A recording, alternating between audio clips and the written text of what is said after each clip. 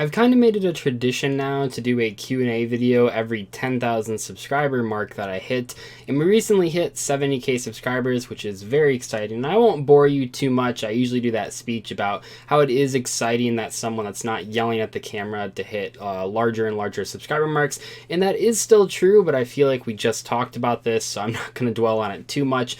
But I like doing these Q&As. I think it's a good chance for me to interact with my subscribers. The other way that I interact with subscribers the most often is in live streams, but I'm well aware that even though I try to put live streams at different times throughout the day, that not everyone can make those. So by doing these Q&As, I can hopefully answer some questions that are on your guys' mind, which I think is very cool. So yeah, we're at 70k subscribers. I don't know if now is the time to start mentioning that I'm really trying to hit that 100k mark. I don't know if it's too soon for the road to 100k. Should take us about 6 months from here if everything goes according to plan. I think I'm gonna wait until like 90k to really get in that like road to 100k mindset though. But for now, it is very exciting because I have wanted to hit that 100k mark pretty much ever since I started taking this seriously. I guess now like a year and a half ago, early 2017.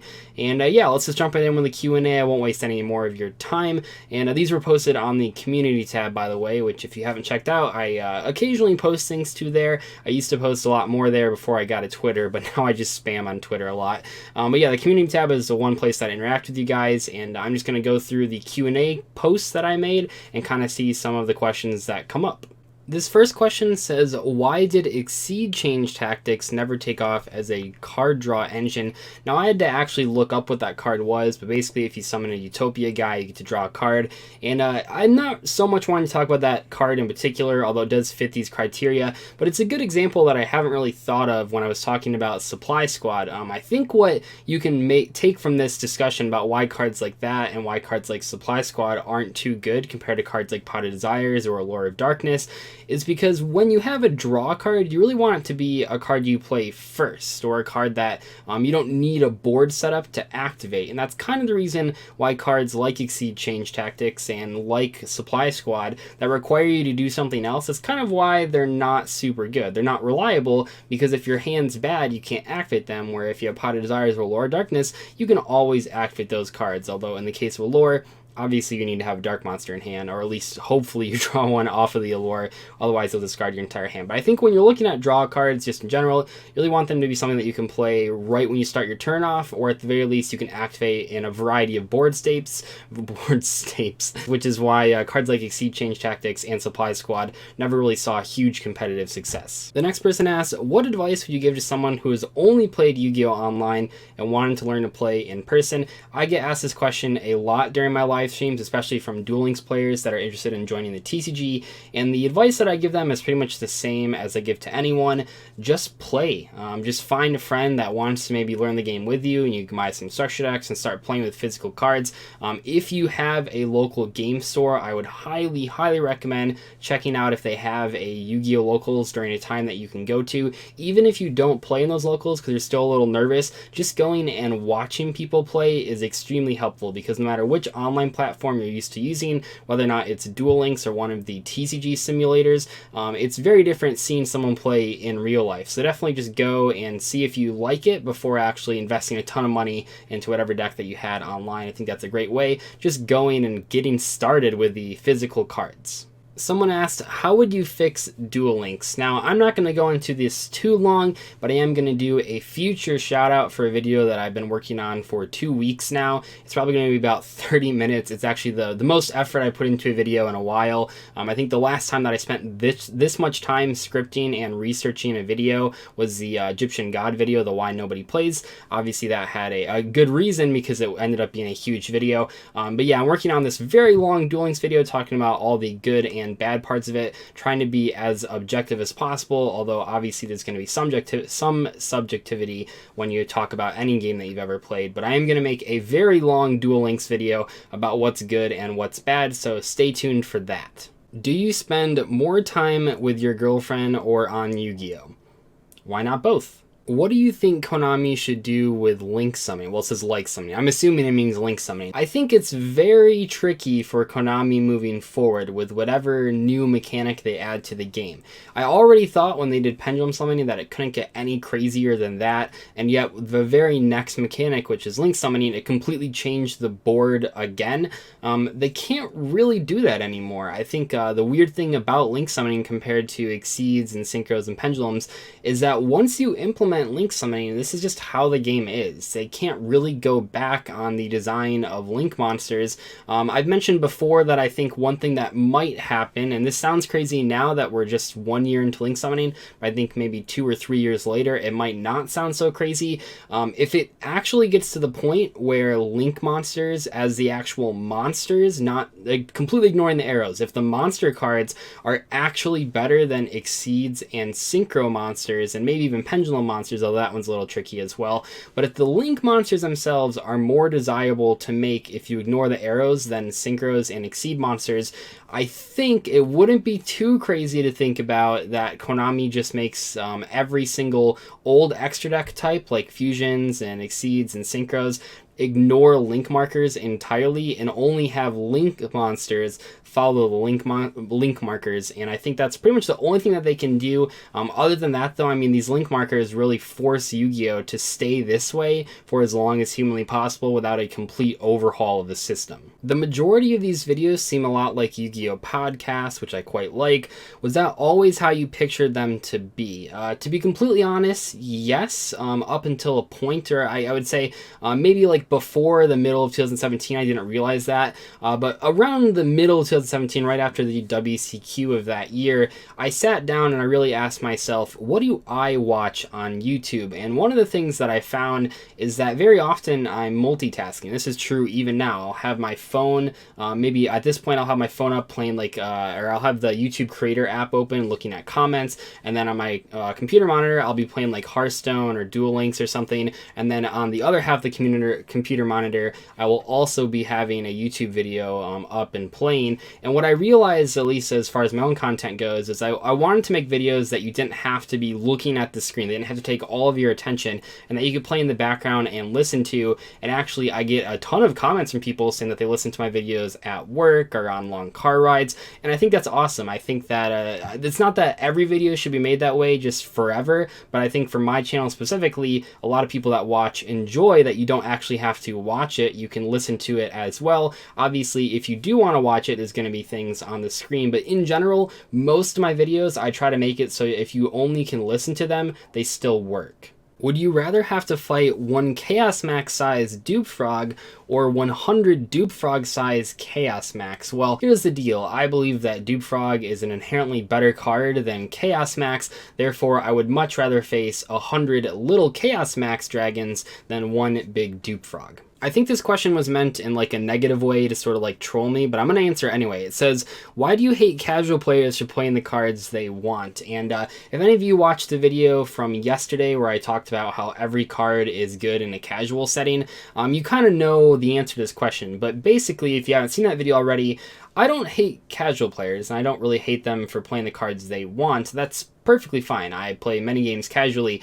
What I have issue with, and what I try to mention in as many videos as possible, is when you try to take your casual success and then apply it to competitive metagames and decks and strategies and ideas, that's where the issue is, because the two things don't translate very well. So I think I mentioned in most of the Why Nobody Plays videos that you're free to play the cards, you're free to do whatever you want in Yu-Gi-Oh! But don't try to take successes that you've had at your local tournament or at your kitchen table playing with your friends. Don't try to apply those to a regional or YCS setting. That's all I ask. There was a lot of people calling you out on how you've acted previously, and you haven't really addressed it in a video. What's your problem? What's your opinion on it? Do you think you're changed?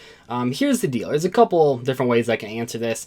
First off, I think what I didn't realize when I was first sort of starting to grow as a larger channel, I think mainly like 2017, before I had like 25, or maybe even before I had like 15,000 subscribers, when I was really just kind of making videos and I didn't really know how big this could get. What I failed to realize is that anyone can just click any of my videos and they could watch for 15 seconds, and that might be their only impression of me. And if they click off the video and never watch anything again, no matter how many more videos I put out, no matter how many times I apologize, no matter how many things I change, that 15 seconds they watched is going to be their only impression of me. And I didn't realize that, and that definitely led a lot of people to disliking me, especially like I think of like the Yu-Gi-Oh! Reddit community who hasn't watched my videos in 2 years, but they remember me from 2 years ago and think that's how I am right now. And every time that those posts are made, I would like to say that there are a variety of you guys that actually respond to those comments and say I'm very different now, which is cool. It's not that big a deal. I'm not really appealing to that community at all. That's more like Rank 10 Yu-Gi-Oh's thing. But just in general, I think that what I didn't realize back then is that any portion of what I say can be taken out of context or seen out of context. And that definitely screwed up a lot of relationships I had, especially with like smaller Yu-Gi-Tubing communities. And I wish I could go back and change what I said, but I think in general, the things I said might have been true. I just didn't really say them in the correct way. And I think you can really notice this when you go back to my Why Nobody Plays Chaos Max Dragon video. I'm really, really mean to casual players in that video. And I think a lot of people, that was like their first experience with me. That was one of my biggest videos originally. And if you compare that, I mean, really just go back and watch that video and compare it to the more recent, like Why Nobody Plays videos, like any of the recent 4, like the Egyptian Gods video, the Wicked Gods video, the all those types of cards, Sacred Beast video, Magical Mallet video. If you compare those to that first one, it's a stark contrast, even though they're both basically saying the same thing. And I think that that's something that I got better at as I went on and had a much bigger audience. I really realized that I had a responsibility to explain to all sorts of watchers why certain cards are bad instead of just bashing people. And this is kind of like the same reason people ask me, why do I need to spend 10 minutes talking about like Pot of Greed and why it's good? The reason is that I want my videos to make people think critically about cards, and sometimes you need to talk more.